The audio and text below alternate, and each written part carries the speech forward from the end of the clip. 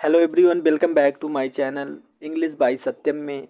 Guys, आज हम करेंगे आज का द हिंदू एडिटोरियल, जिसमें हम सीखेंगे आज के न्यूज़ को, करंट अफेयर को, जो करंट में चल रहा है उसे सीखेंगे। और हम एडवांस बेसिक से लेकर एडवांस तक वोकेबलरी और ग्रामर को सीखेंगे। गाइस, अगर आप चैनल पर नए हैं तो चैनल को सब्सक्राइब कर लीजिएगा, बेल आइकन को दबाना ना भूलिएगा, ताकि आप सबके पास अपडेटेड वीडियो जा सके। चलो चलते हैं आज की इस एडिटोरियल के हेडलाइन में। चलो चलते हैं।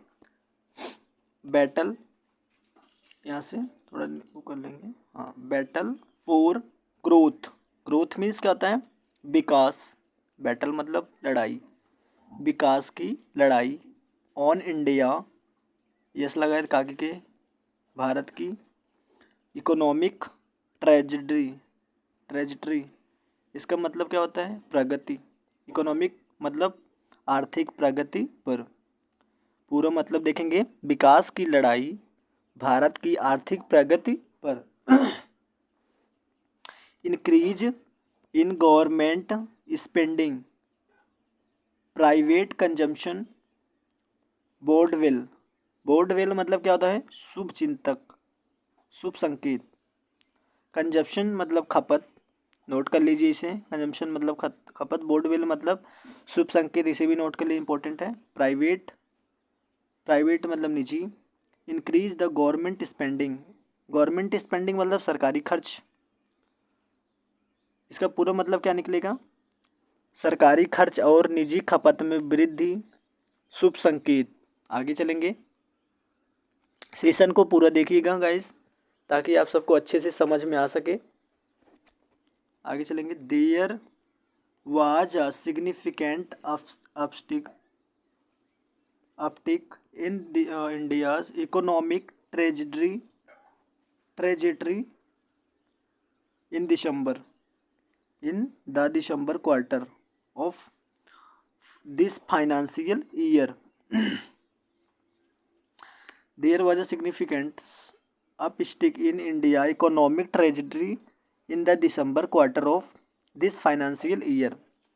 दिस फाइनेंशियल ईयर मतलब इस वित्त वर्ष की दिसंबर की तिमाही में भारत की आर्थिक प्रगति में उल्लेखनीय वृद्धि हुई। आगे चलेंगे। Registering 6.2% of real GDP rates, 6.2% वास्तविक जीडीपी दर, वृद्धि दर, compared with a low revised estimate of 5.6%, 5.4 in the previous quarters. इसका मतलब क्या होगा कि जिसमें पिछली तिमाही में 5.6%, 5.4% के कम संशोधित अनुमान की तुलना में 6.2% वास्तविक जीडीपी वृद्धि दर दर्ज की गई है। टू बी श्योर, निश्चित रूप से, this growth rate was the slowest since Q4 FY23 except for the previous quarter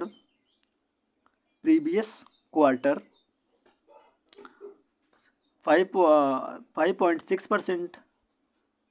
the यहाँ तक देखेंगे 5.6% तक। इसका मतलब होगा यहाँ पे पिछली तिमाही। क्वार्टर मतलब होता है तिमाही, इसे नोट कर लीजिएगा आप लोग। क्वार्टर मीन्स तिमाही। पिछली तिमाही के 5.6% को छोड़कर यह वृद्धि दर Q4 FY23 के बाद से सबसे धीमी थी। 6.2% की, यहाँ से अब आगे चलेंगे। द 6.2% ग्रोथ रेट, 6.2% की वृद्धि दर also suggests that the government full year growth target of 6.25% of is virtually unattainable. अब इसका देखेंगे 6.2%। 6.2% की वृद्धि दर यह भी बताती है कि सरकार का 6.25% का पूर्ण वर्ष का विकास लक्ष्य लगभग अप्राप्य है। गिवन ग्लोबली हेडविंड आगे देखेंगे of tariff that could lead to imported inflations मतलब क्या होगा इसका इन्फ्लेशन मतलब क्या होता है, मुद्रास्फीति। इम्पोर्टेड मतलब क्या होता है, आयातित, एमिड, टेपिड। अब यहाँ तक देखेंगे मुद्रास्फीति तक। क्योंकि घरेलू स्तर पर विनिर्माण और सेवा क्षेत्र के खराब प्रदर्शन के बीच टैरिफ की वैश्विक प्रतिकूलता से आयातित मुद्रास्फीति हो सकती है। आगे चलेंगे।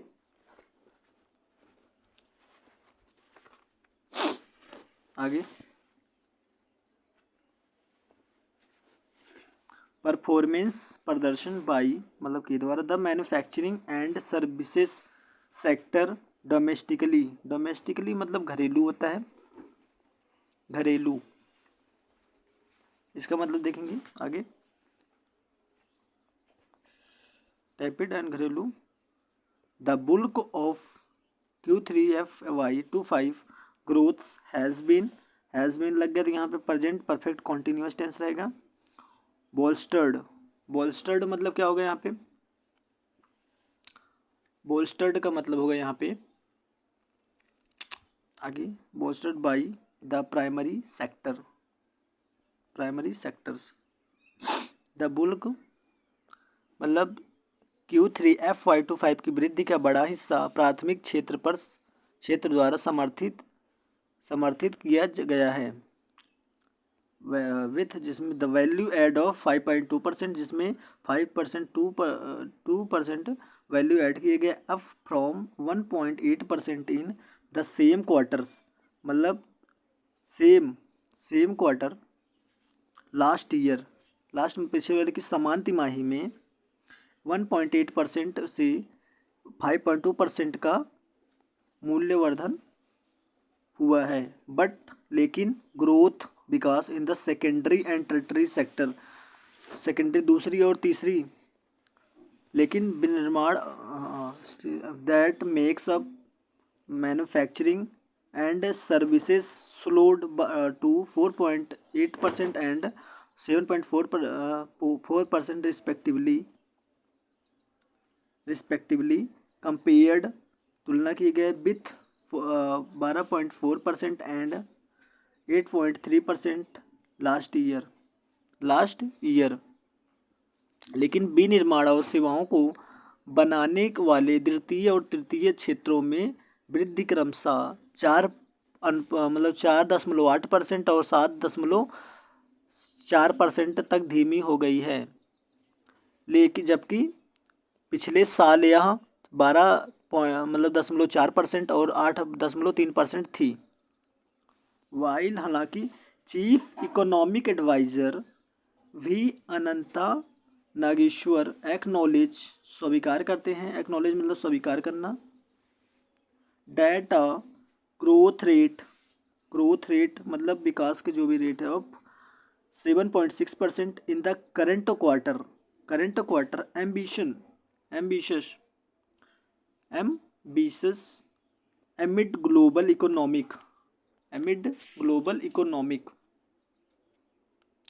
एम्बिशियस। आगे चलेंगे, इसका मतलब देखेंगे पूरा। वाइल हालांकि मुख्य आर्थिक सलाहकार बी अनंत नागेश्वर ने स्वीकार किया कि वैश्विक आर्थिक अनिश्चितताओं के बीच चालू तिमाही में 7.6% की वृद्धि दर महत्वाकांक्षी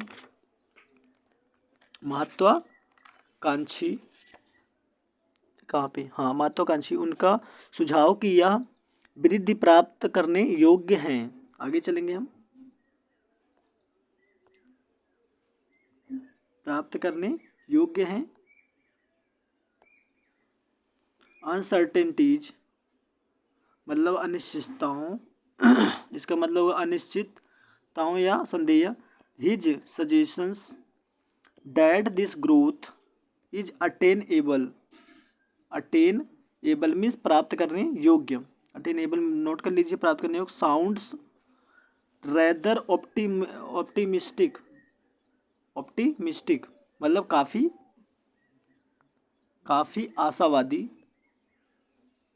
आशावादी unless the Mahakumbh propelled a consumption खपत हुई स्पाइक का मतलब नोकदार डैट की वाज एबल टू बट्रेस का मतलब नोट कर लीजिएगा take the current quarter growth numbers. यहाँ तक देखेंगे एक्नॉलेज यहाँ एंड हाँ सर्टेनिटीज एक्नॉलेज। उनका सुझाव यह था कि वृद्धि प्राप्त करने योग्य है। आशावादी लगता है कि जब तक कि महाकुंभ ने खपत में उछाल नहीं ला दी तो जो चालू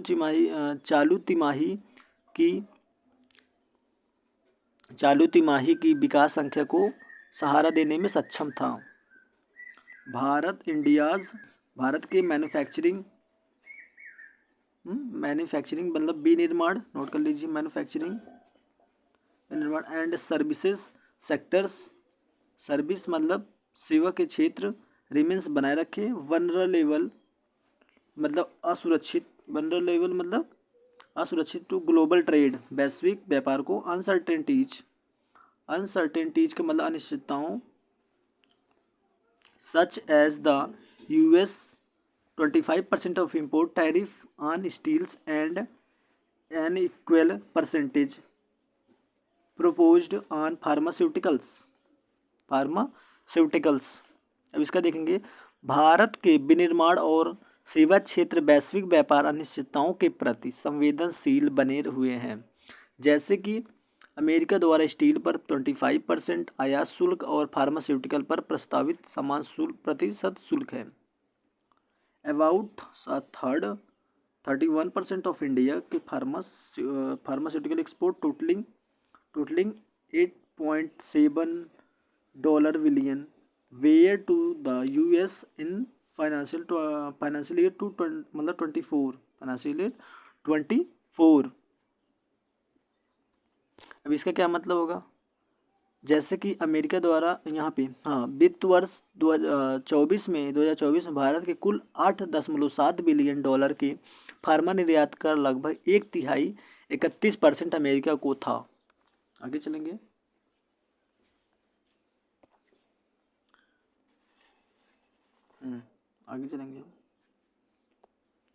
news to of the proposed tariff has लग गया तो यहाँ पे कौन सा टेंस होगा, present indefinite, present perfect tense. Sent shock wave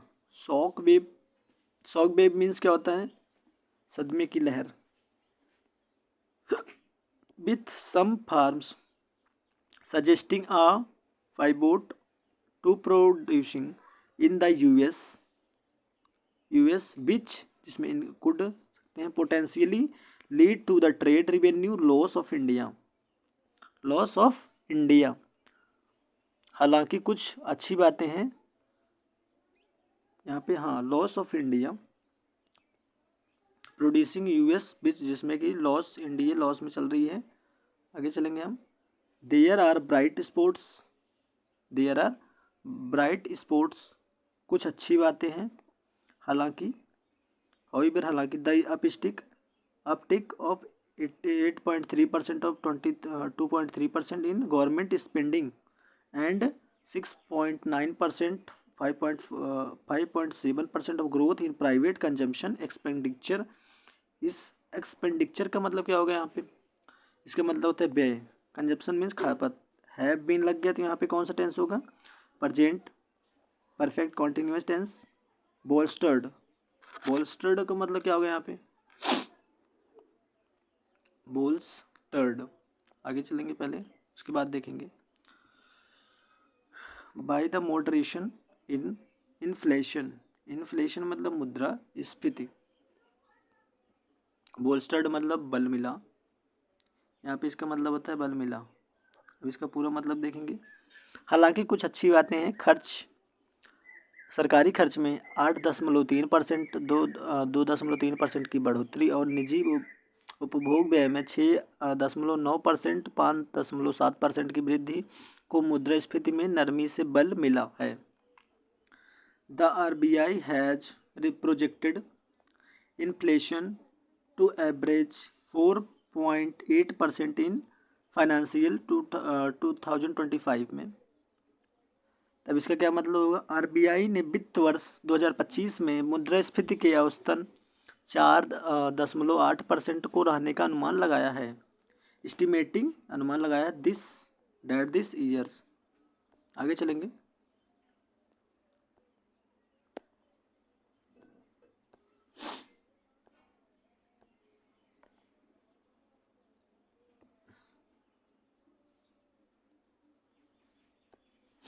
Wood yields further 4.2% of financial year 2026, indicating a possible alignment with the RBI's medium-term target of 4%. However, यहाँ तक 4% तक देखेंगे।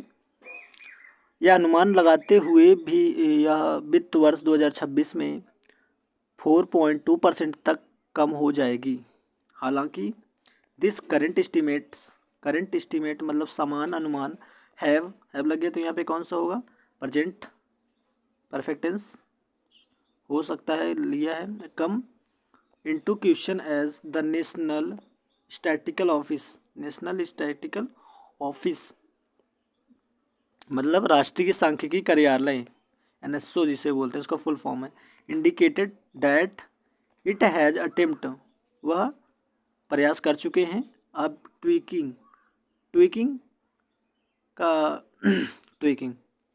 प्रयास कर चुके हैं of its methodology factoring in industry wise institutions wise details information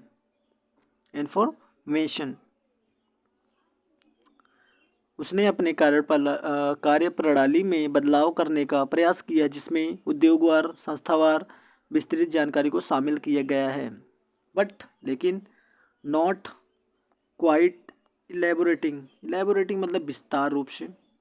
note कर लीजिए। On what material flow influence this has had on the equality and quantity of the data collected, लेकिन इस बारे में विस्तार से नहीं बताया कि इससे एकत्र किए गए डाटा की गुणवत्ता और मात्रा पर क्या प्रभाव पड़ेगा। NSO bent on to see that the overall as well as जैसे कि sectoral variation in advanced estimates is attributed to a revision of benchmark estimates and traditional updated data available on various indicators। ने कहा गया है कि उन्नत अनुमानों में समग्र और क्षेत्रीय भिन्नताएं बेंचमार्क अनुमानों के संशोधन और विभिन्न संकेतकों को पर उपस्थित अतिरिक्त या अद्यतन डेटा के कारण। NSO यहाँ पे मॉडल वर्ब है, मस्ट चाहिए। Clarify this revision in methodology to enable a more informed analysis of the data that is provides. मतलब NSO को कार्य प्रणाली में इस संशोधन को स्पष्ट करना चाहिए ताकि उसके द्वारा उपलब्ध कराए गए आंकड़ों का अधिक जानकारीपूर्ण विश्लेषण संभव हो सके। Thank you so much. अगर वीडियो अच्छी लगी तो पूरा देखिएगा और लाइक सब्सक्राइब जरूर करिएगा। Thank you so much.